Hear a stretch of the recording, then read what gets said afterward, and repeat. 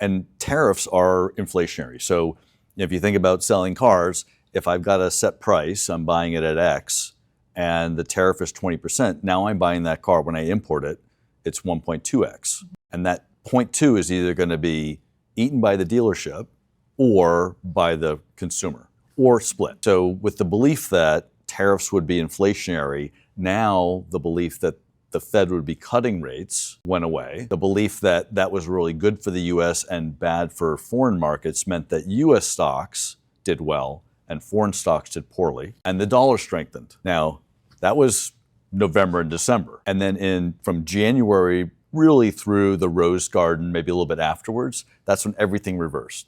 The dollar weakened, was weaker than where it had strengthened to. US markets rolled over. Non-US markets did really well. Why? Uncertain. So if you're talking to a potential car buyer and they've got a price in mind, and you have a price in mind, they're not going to tell you exactly what their price is, because then you're just going to go to that price. So the issue we have right now with President Trump is that I can't define, I don't know if you can define what's victory.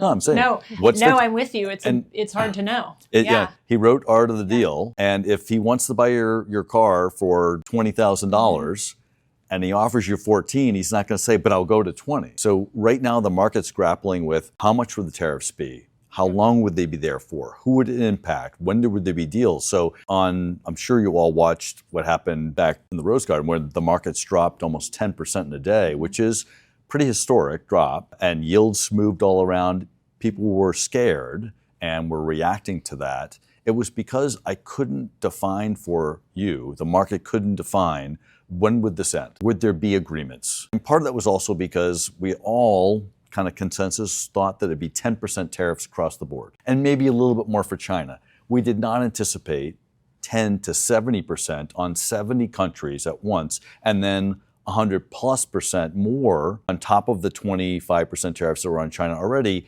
All that meant that there was so much uncertainty that you couldn't value things.